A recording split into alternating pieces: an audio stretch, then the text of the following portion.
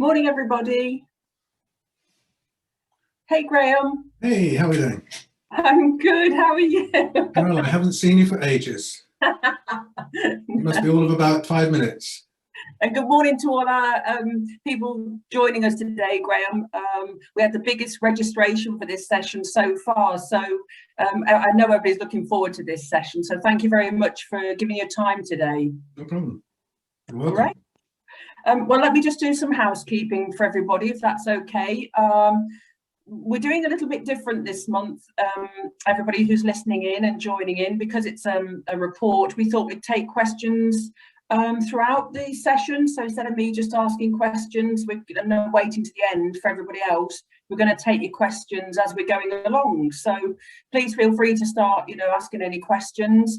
Now, I'm going to be a bit selfish here and say we've announced the new dates for Natural Organic Products Europe in London. I don't know if you've all heard about it, but we've been on social media and emailed everybody. So Graham, we're going to be the 3rd and 4th of April next year. Great. So sadly not this year, so that's 2 years, but we can't wait to celebrate with everybody next year. So let everybody know. Graham, we've worked together for many years as Executive Director of the HFMA, the Health Food Manufacturers Association, and your members support our show amazingly, so we're grateful for that. So today we're going to look at the Health of the Nation survey, lockdown special. But in the meantime, can we just do an intro?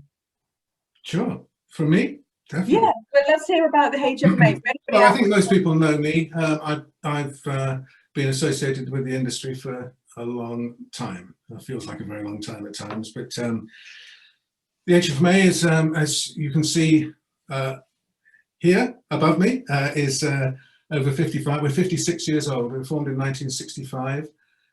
So we've been around for a while. We've been doing this for a while, and I think we're very good at what we do. And what we do is we are absolutely looking after the interests of this industry and our members within that industry. So those members, we have about just over 130 member companies at the moment. We just inducted 3 new members at the last council meeting. We already have five new membership applications for the next one coming up. So there's a lot of interest in membership. This will be our 4th year of record subscription income, and it means that we can keep doing the things that we do and keep doing them well. And what we're talking about today is one of those examples. We're definitely the most vocal, proactive trade association in this sector. Time and time again that I find myself thinking that if we weren't doing this, if things weren't happening, well, who would be doing it? Well, the fact is it wouldn't be happening, and we're the people that are kind of watching the backs of the industry, trying to make sure that we can affect change when it's needed, and I hope our members agree that we do that quite well. We in turn are members of the European Federation, our European Federation called HFMA. In fact, we were a founder member of it. We helped to found the thing just over about 45 years ago. So through that's really our eyes and ears in Brussels and the rest of Europe, which is particularly, for obvious reasons, is particularly relevant right now. Nice. I'm part of a great team of 7 people at the HFMA and a wider team of specialist advisors, and every one of them is working tirelessly to help me to do what we do, which is to watch your back, watch everybody's backs. A classic example is my colleague Gwyneth, who many on this call will know Gwyneth very well. Next year she celebrates 30 years working for the HFMA. So when you consider it's only 56 years old, I've been associated with it for over 30 years, and Gwyneth's been working for nearly 30 years. So that's a sort of dedication that people have for this sector. It's just a really super industry, a great industry of well-intentioned, well-meaning people who just want to help consumers have a healthier life. And what's bad about that? And yet we find ourselves continually under attack and under threat through legislation or other things. And so hopefully we can just keep doing what we do and look after everyone. Yeah, great. Well, we're going to talk about that because it's quite an interesting year, isn't it, with the natural health and the health food manufacturers. So tell me about the health of the nation survey. It's very fascinating because we've got the lockdown special, but tell me, when did it start and how many have you done over the years? This was our 7th survey. So we've been doing them for a while. They go back to 2008, which is when I started in this role. When I came back from the United States, working over there, living and working in the States for 7 years, I came back and put a lot of effort into trying to help our members to feel more connected to the HFMA, and one of the ways we did that was through surveys. So there's been 7 of these surveys, and it's become the largest survey of its type. If you want to know how many people are taking food supplements, why they're taking food supplements, what, why, about how they feel about their lifestyle and their healthiness, this is where you go and find the information. And what makes it credible is that it's of 10,000 people. Yeah. So that's a really large survey. Give you an example. The government relies very heavily on something called the NDNS survey, the National Diet and Nutrition Survey, and those are 1,000 people. They formulate policy based on these surveys of 1,000 people. So just to put it in perspective, 10,000 people, that's a very large survey. It's also, it's very important that you use the right company when you're doing your surveys. We used a company called 3Gem for this one, and they need to be Market Research Society accredited. There's a protocol, a code of conduct. They carefully screen your questions so that you're not leading people in an inappropriate way to get the result that you want. And the thing about this is 10,000 adults. It's unscreened, so it's 10,000 people. We're not talking to those that already buy health products or take food supplements. It's just 10,000 of the general population, and it's very demographically represented by gender, by age, and by geography. Great. So talking about that, should we give everybody a little insight to the report? You've got a little... Well, we made a video. We made a short video. It's 2 minutes and 8 seconds long. So if people can bear with it, it's probably worth. If you haven't seen it yet, it's quite a neat video that sort of summarizes. Then we can carry on with some Q&As from that report, everybody. So if you have a look, and then if you've got any questions, please let me have them live. Okay, yeah, I'll bring that up now, shall I? Yeah, terrific. And while you're bringing that up, everybody will get a free copy of the report, which will be posted on naturalproducts.co.uk, and we'll send you the link to get. Graham's kindly said it is a free report. We'll send you a link on our website after the webinar.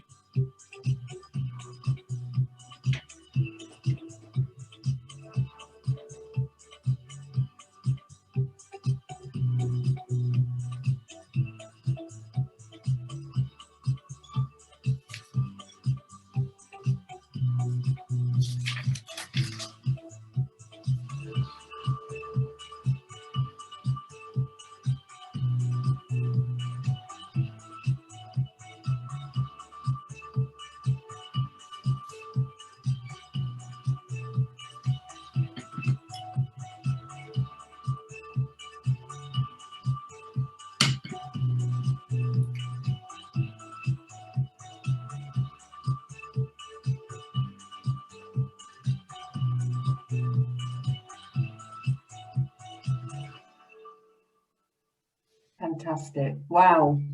What figures are they? I'm sad in some ways, Graham, it took something like COVID to make people more aware of their own natural health. But I'm fascinated. Just to say, it's one of the massive ironies of the last year, this awful thing that we've all been through,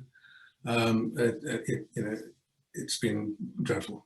Obviously, it's been dreadful for many people. And yet we are probably emerging from the pandemic as an industry, as a sector, stronger than we've ever been before. And who'd have thought? We probably have a consumer that's more vested in our products as an industry than ever before. And the survey tells us this. But, my hope is that regulators and stakeholders and officials also perhaps have a better understanding of why we exist as an industry than ever before, so that we're not continually having to fight this rearguard action to defend why we do what we do when so many people are just trying to help people to be healthier. Okay, I want to come back to that, Graham, because that's interesting. But for our people who are joining us today, can you give us some observations of maybe some of the stats before the lockdown and give me some notable differences? Seen in the well, survey? I mean, when you take 10,000 people and you pass the information, by gender, by age, by geography, there's a mass of data, and which I can't do justice to on this in half an hour to an hour this morning. But the really key thing to note is that number 71.2%. So that's 71.2% of adults, unscreened adults, all adults who are taking food supplements, and that's why is that significant? Well, back in let me see, I've got some numbers here that probably as many has been vaccinated right now, Graham.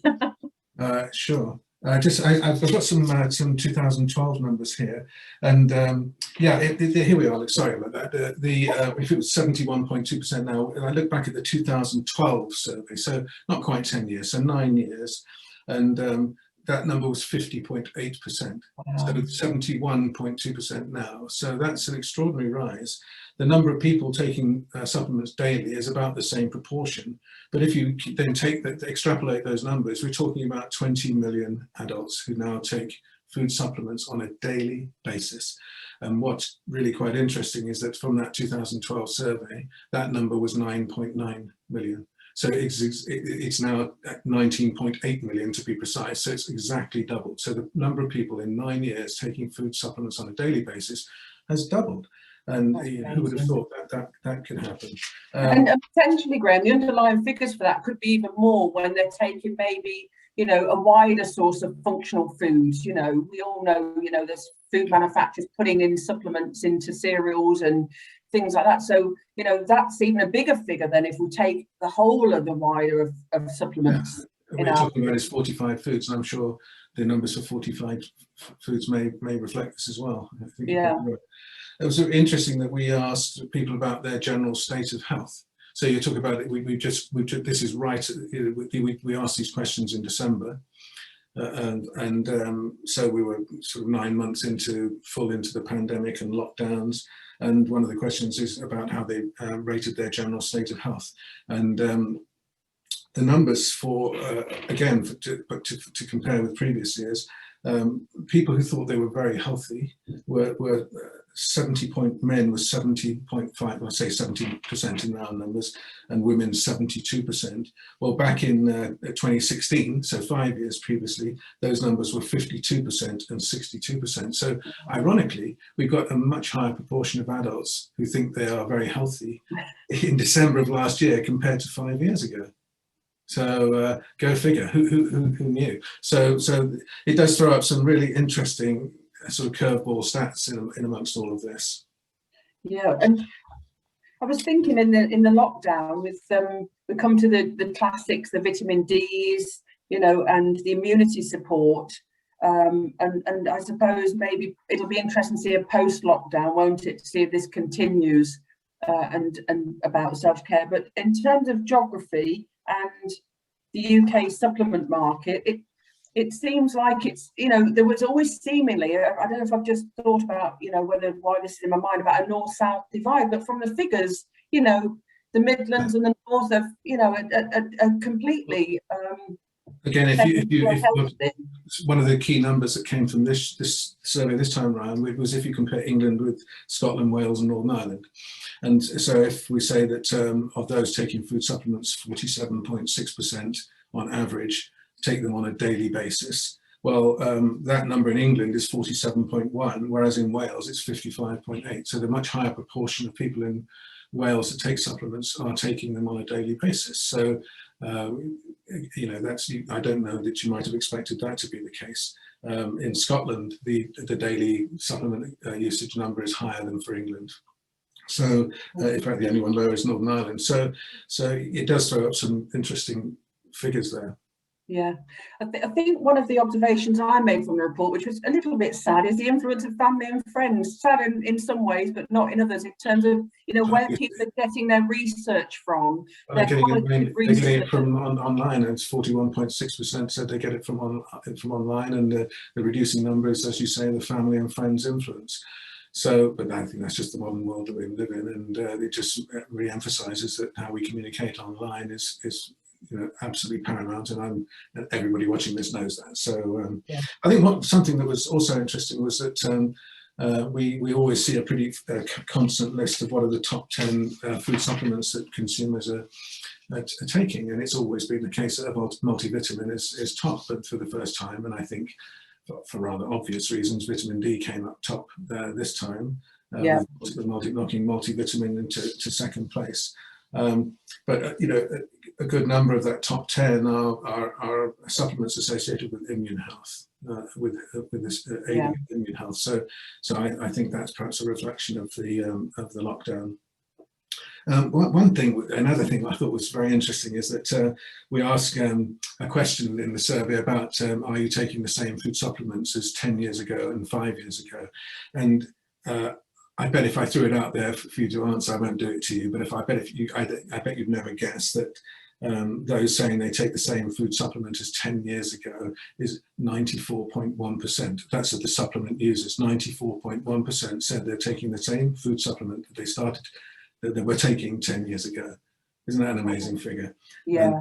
And that's higher in women. 95.3% of women said that they're taking the same supplements 10 years ago. So yeah. Well, our friend Shona Wilkinson sent us a question, and probably on the same where I was dabbling, Shona. So the results show that people are researching about supplements. Do we have any idea of where they are doing their research? Well, we've already said, you know, there are a lot of websites and social media. What websites they are going to, articles, read, etc. Well, I don't think the detail is in that, but what I would take from that, Graham, if I can ask you, is that I think we have to do some protection of the quality of information people are getting with the influencers on Instagram, etc. So I know you've launched something from the HFMA, Healthy Does It. Maybe you would like to.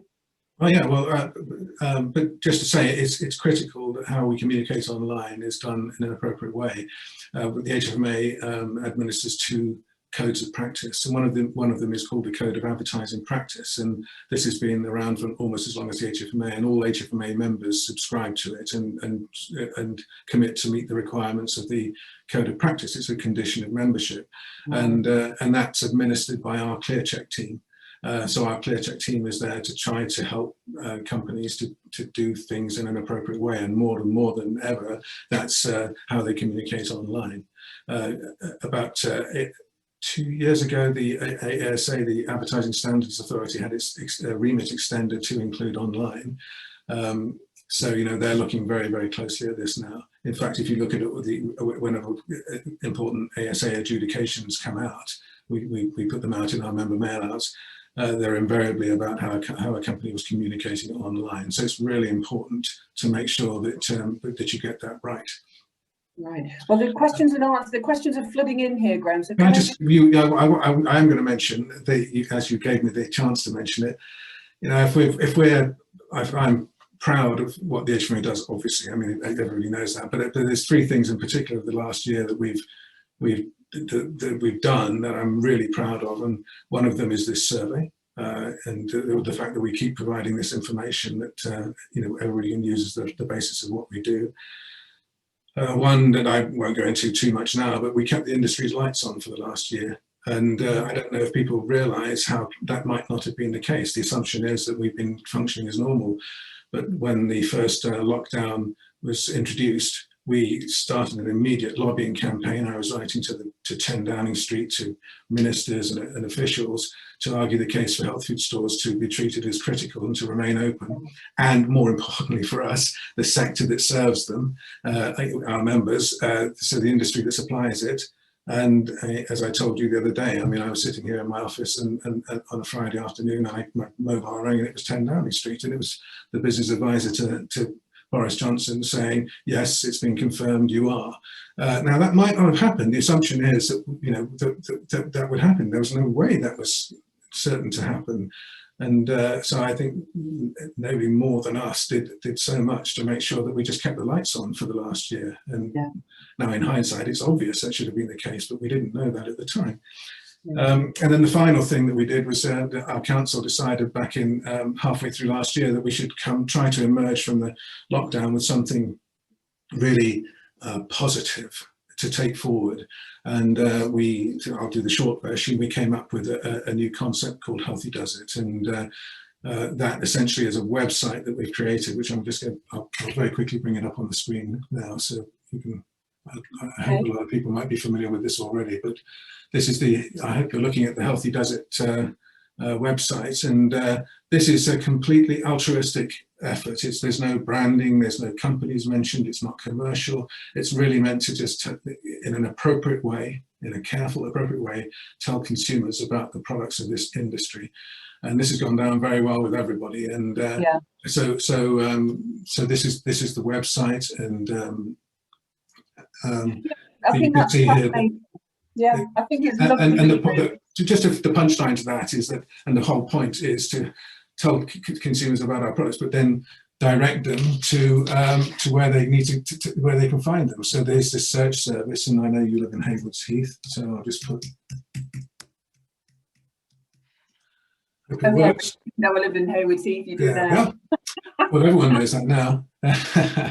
So there we go. There's these stores in and around Haywards Heath. So, you know, if we weren't doing this, where does a consumer go to find out about you know, the industry's products? And then it takes me to where I need to go to get the best sort of advice.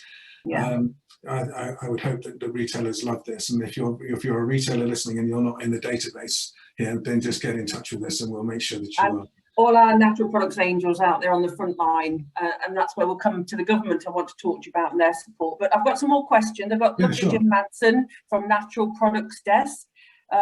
Graham, do you think the experience of the pandemic will produce long-term changes in attitudes to health over and beyond the effects of boosted sales of specific categories such as vitamin D and immune products? I have to say yes. I know it's rather stating obvious, but we've got consumers thinking much more than ever before about their own health and what they consume and how it impacts their own health.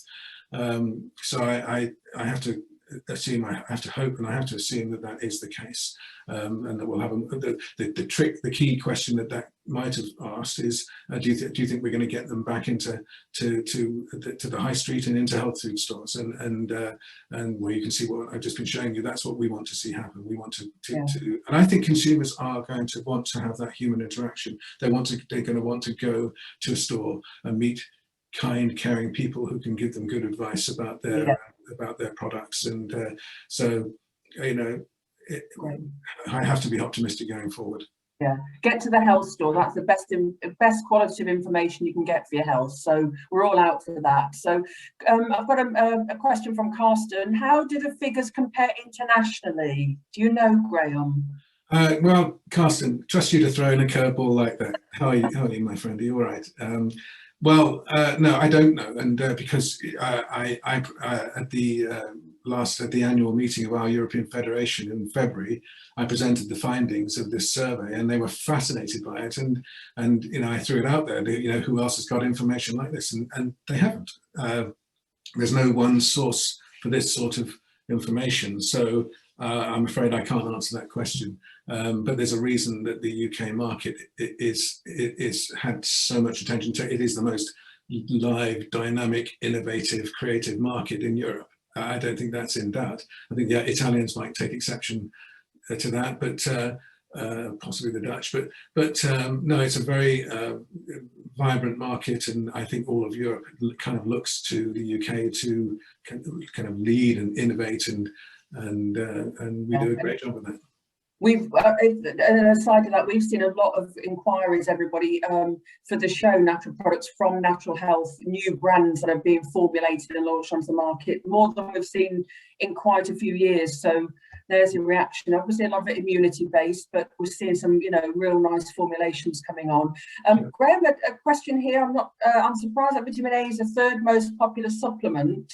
Yes, you were right, anonymous attendee. And why is vitamin A sales so high in your opinion? Do you have an idea about that, Graham? Vitamin A, did you say vitamin A? Yeah. It was fifth in the list. Did you say third? It was fifth. Vitamin C was third. So what's the question? Sorry? It says, sorry, why do you think the vitamin A sales is so high in your opinion? I don't know specifically. We don't ask them why they're taking a particular, other than the questions we asked around the pandemic and the immunity related questions. We don't specifically ask why they take each of these. It's a prompted list of about 30, and they select from that list, and as many give. So it's an interesting question. With the rise, can I just say something? Well, I think, because I forget to mention this, to the questioner from before who asked, how do I feel about the future? Well, I should have obviously said, pointed out this, that one reason to feel extremely optimistic is about the future is that not only have we got 71.2% of the population taking food supplements, but 72.2% of people said that they're going to take more supplements as they get older. So this is a snowball running down a hill, and it's going to keep going. And if you need evidence of that, then that's it. And previous surveys have also told us the very high levels of parents giving food supplements to their children. So at the top end, you've got people who take them thinking they're going to take more as they get older, and we've got all these young people becoming into adulthood taking food supplements. I think it's an optimistic picture. Yeah, I think perhaps with the year in my, I don't know the observation, and we haven't got it in the report, but maybe the fact that we haven't had to rely on the NHS for non-COVID issues has maybe centred people's obviously attention on their own self-care, which I know you think would be normal, but we go along in life, don't we, and just do what we do. But it's coming to one hint of realism, to one point of realism to insert here is the fact that it's still the case. I don't know if you saw that recently in Ireland, the Food Safety Authority of Ireland put out something about that directly and positively connected taking vitamin D with COVID, and in a way that our UK authorities simply will not do, in spite of my efforts and others to try to have them take a more public position. They are still absolutely refusing to make any connection between COVID, and I don't like to use the word treatment, but COVID, and taking vitamin D, when I think it's just generally accepted that there's definitely a relationship there, but they will not make the connection. They have, and we work closely with the Department of Health when they did this. They're supplying vitamin D now free to at-risk groups. They're sending it free into care homes. But they do that on the basis of things like bone health and other health benefits that are established for vitamin D, but they resolutely will not make the connection yet between vitamin D and COVID. So I think all that's happened with vitamin D, and vitamin D sales year on year are up 76.5% in the UK.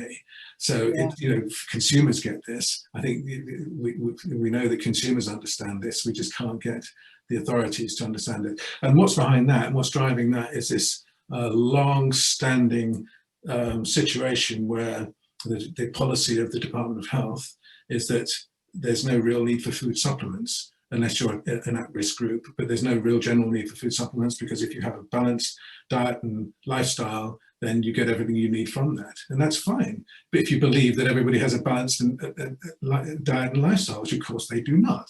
So the last numbers I saw were that what is it, something like 18% of men and 15% of women take 5 a day. So it's a, it's a fallacy to think that consumers have this sort of fundamentally healthy diet and lifestyle.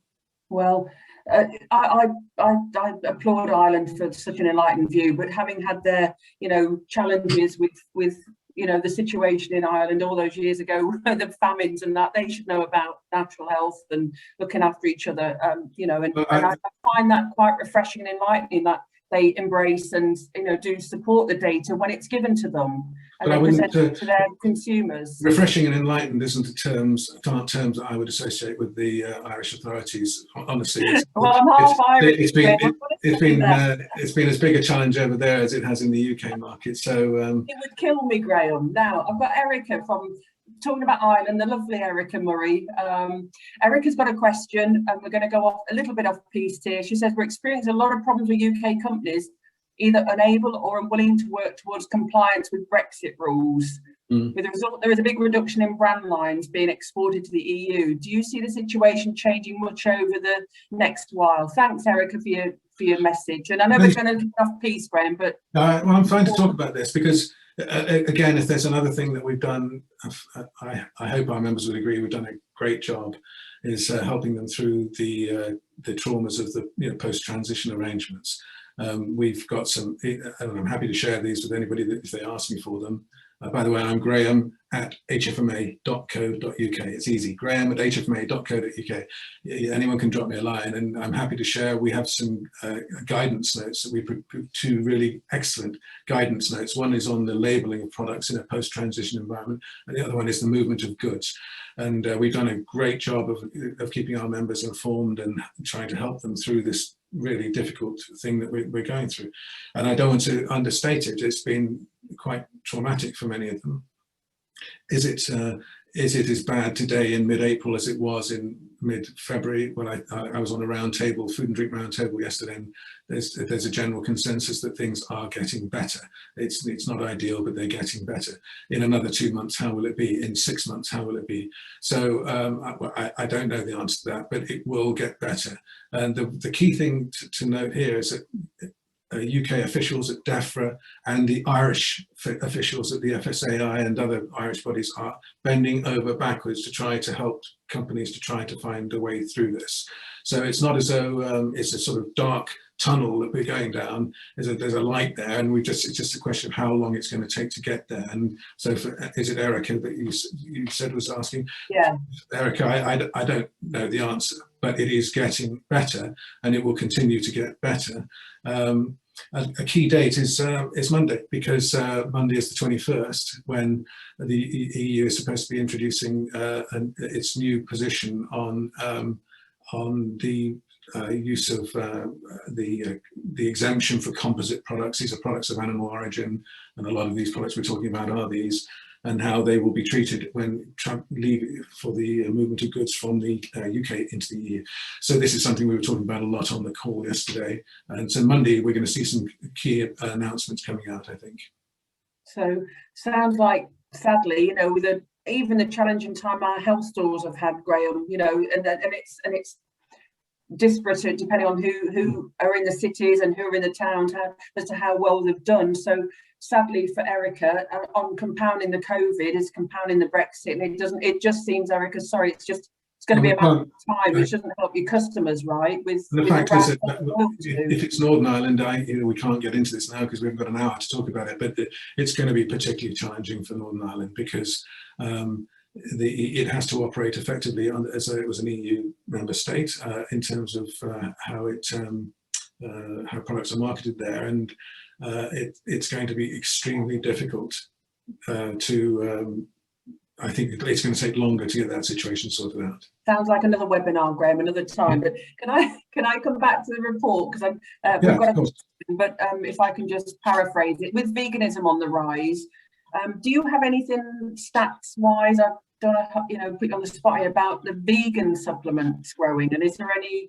No, but no, there's nothing in there that other than sort of tangentially it's related because we see some of the B vitamins, which are very important, that people, if they have a vegan diet, should be consuming B vitamins and iron and so on. And I noticed that B vitamins and iron are 6th and 7th in the list, but there were no specific questions related to vegan supplements. But I think that what we're seeing, Graham, or what we could say reasonably confident, is that a lot of the manufacturers are creating a lot of their ranges, with a base level as vegan. A lot of them now. That's the changes we've been seeing at the show. A lot of the products already produced are by the nature vegan. I know we talked about this, so I'm going to ask you about this because it's an interesting topic, Graham. Are probiotic supplements still in demand in the UK market? Well, in all seriousness, a webinar like this to talk about some of the issues we face, I would be pretty confident that a huge proportion of the people who are watching this now do not begin to know the work that we do behind the scenes on some of these issues. And you just touched on one there, the fights that we have to try to maintain our products on the market. And a classic example is probiotic, because the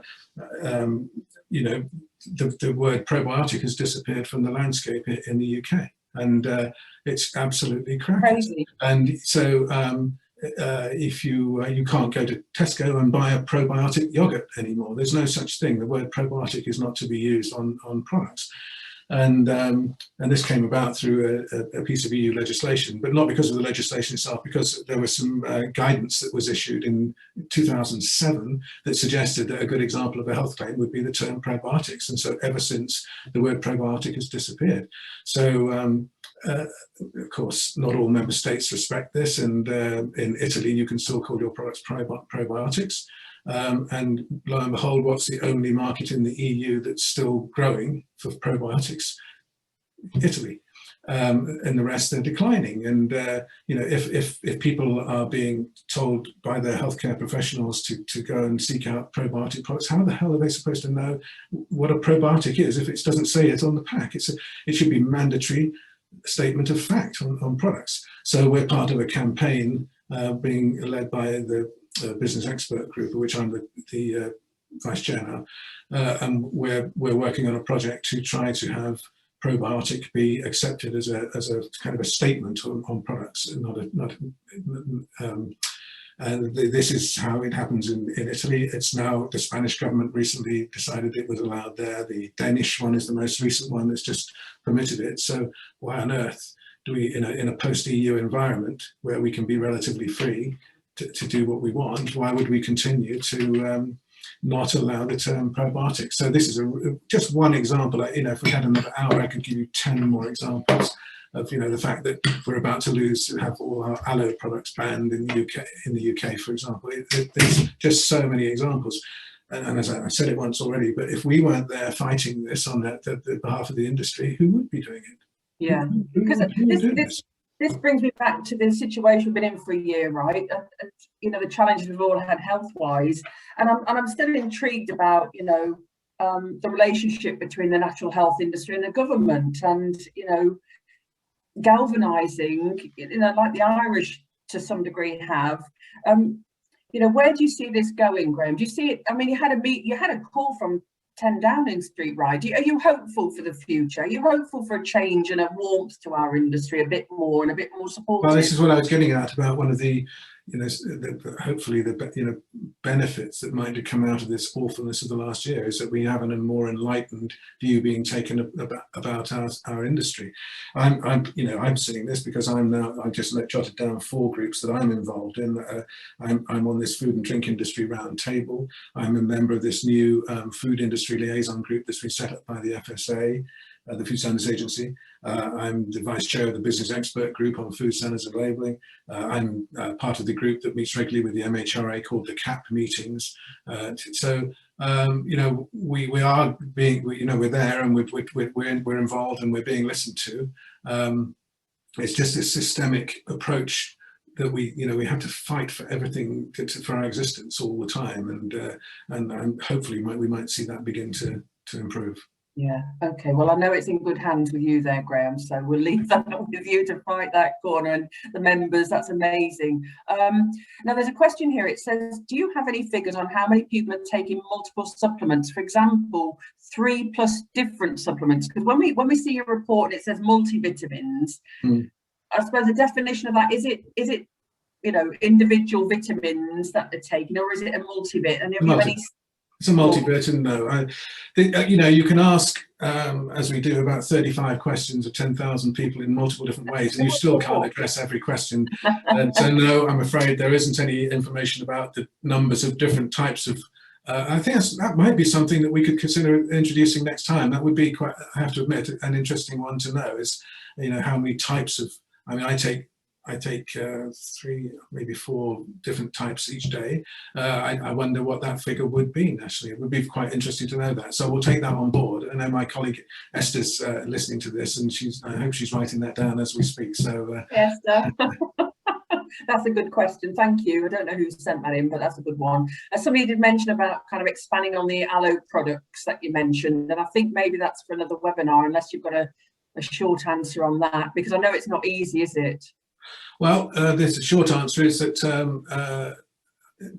as a general statement, aloe products are going to start disappearing sharpish from shelves.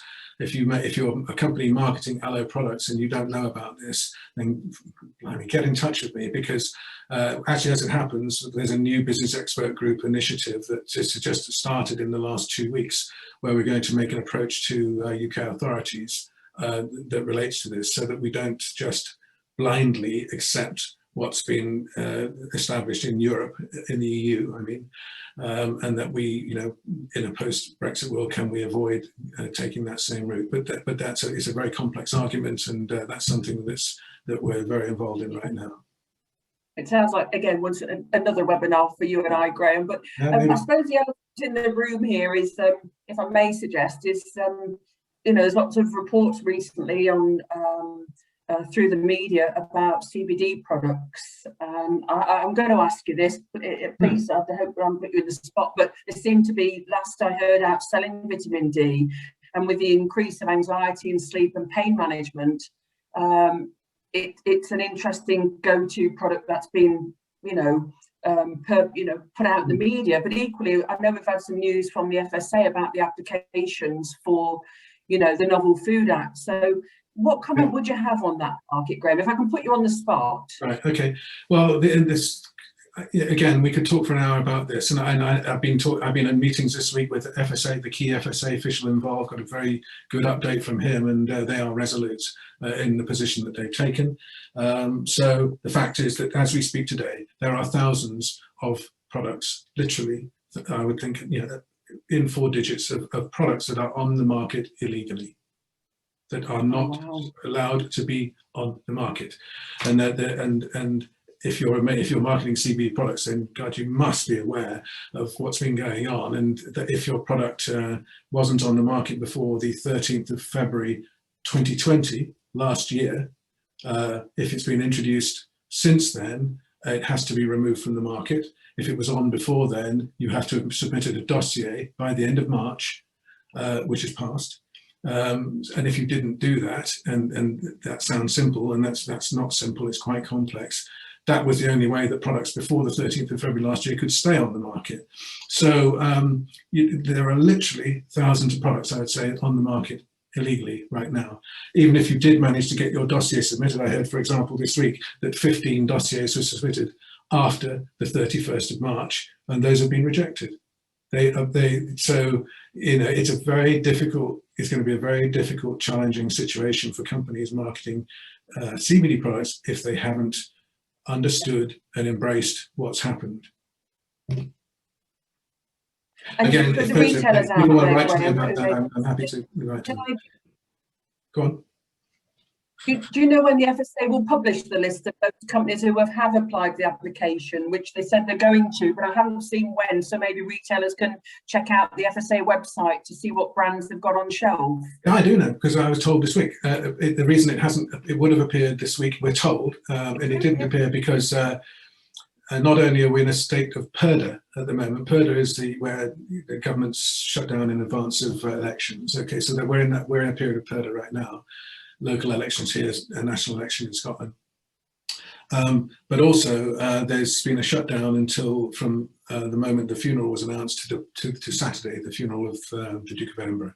So that's the reason that we won't know until Monday, for example, about the EU announcements about export health certificates that I referred to before and composite products. So the reason they say that list hasn't appeared is because of that. And so sometime after, I would say that within, say, 2 weeks, we're supposed to be seeing a list of those products, not companies, products that are approved, and that is being sent to enforcement authorities. We will have a primary authority partnership at the HFMA on behalf of all of our members with Bucks and Surrey Trading Standards, and they're going to let me know when they've received something. But that's going to go to enforcement authorities, and if they see products and the products aren't on the list, they're on the market illegally, and then it's up to local authorities to take enforcement action if they see a problem. Now, will they? That we don't know, but that's how it's going to work. Our health stores have been through this before, so they know the situation. But in terms of the actual, somebody said, has the bubble burst for CBD? I don't think, my observation is it's still in demand as ever, but I think what we're trying to do is get, CBD, the quality CBD, and it says what it is on the label, right, Graham? Yeah, that's right. I mean, they would say that they want safe products lawfully on the market. Of course, you talk about the sort of £900 gorilla in the room. This conversation, it's not the UK companies, it's not the members of the HFMA or other companies who are trying to do the right thing. It's the thousands of products that are entering the market from outside the UK, for which it's very hard for enforcement action to be taken. So, Amazon are trying very hard, I understand, to sort of clean up their act, but there's lots and lots of products, for example, on Amazon that technically should not be sold in the UK. But how do you do that when you've got a borderless mechanism of selling, which is what Amazon is? And we become good, sir, going to go to your quality health store, get the best advice, which is where we come from. Well, so Graham, that's amazing. We've done, we're nearly there now. We've got some questions. Once again, Brexit's on the questioning about what can be done. I thought we were going to be talking about the survey. I've got all these numbers here. I know, go on. Come on. Okay, let's talk. When we talk about the size of the market, 70% of people, what are we talking about in pounds? Sorry, I would have pounds, shillings, and pence to the size. What is the spend in yeah? UK? And of course, there is no one answer to that because there's variables. There's variables about as to whether it's recorded at retail value or at trade value. That causes a big difference. And also when you see data from people like Mintel and Euromonitor, is that EPOS data? What are they recognizing online sales? It's kind of agreed that online selling before the pandemic was probably 15-20% of the market. Gosh knows what it is right now compared to that. But how is that being recorded? But then that's a long way of answering your question. And the short version is the market is accepted to be in the UK about 450 to 500 million pounds a year. Wow, that's opportunity knocks, isn't it? And like I said before, with the new, brands, the innovation coming into UK. So we're running out of time now, Graham. We've gone a little bit over, but thank you everybody for your questions. Graham, have you got anything? I'm not going anywhere, so I'm happy to keep going. Well, I think what's interesting in the report, though, on the whole, is it's very heartwarming to have got to this situation. We thank the HFMA for doing this survey for free for everybody, and we'll put the link on the website, and also for the new Healthy Does It, your consumer-facing website. Yeah, so if you haven't done it, go and take a look at. It's all one word: healthydoesit.org. Check it out. Have a look around the site. There's so much information, great information on there. There's an A to Z of nutrients. You've got access to a panel of 12 expert advisors. You can ask questions, or consumers can ask questions of them. We've just finished a major campaign, New Year's Revolution, where consumers can take quizzes And that's a nice idea about driving traffic to health stores, because consumers have been, then 1,300 consumers completed the questionnaires. When they come, it's a simple questionnaire about sleep, digestion, and energy, 3 of them.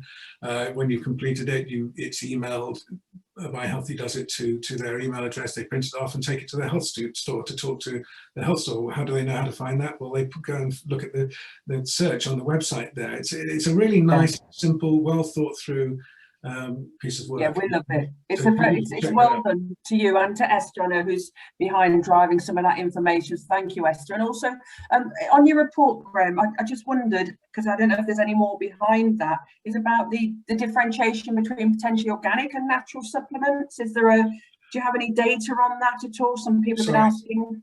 Sorry, no, we don't. It didn't go down that route. That might be one for the future. Yeah, we'll give that some consideration. Okay, well, thank you, everybody. And there were some questions on there about organic beauty products in their lifestyle, and that's getting into more holistic. But for those who ask about stats, the organic food and drink and beauty, definitely can send you a link to the Soil Association in the UK report on the organic market, and we'll maybe invite them onto a webinar, particularly for beauty and well-being in the future. But Graham, can I just thank you very much on behalf of the industry for all you do for us, and your members battling there with getting recognised what a great support network we are to the nation's health. So thank you very much for today. Thank you very much for having me. I really enjoyed it. You're very welcome. Goodbye, everybody. And don't forget, Natural Products, 3rd and 4th of April 2020. Can't wait to see you all. Bye. I'll be there. Okay. Bye then. Bye-bye.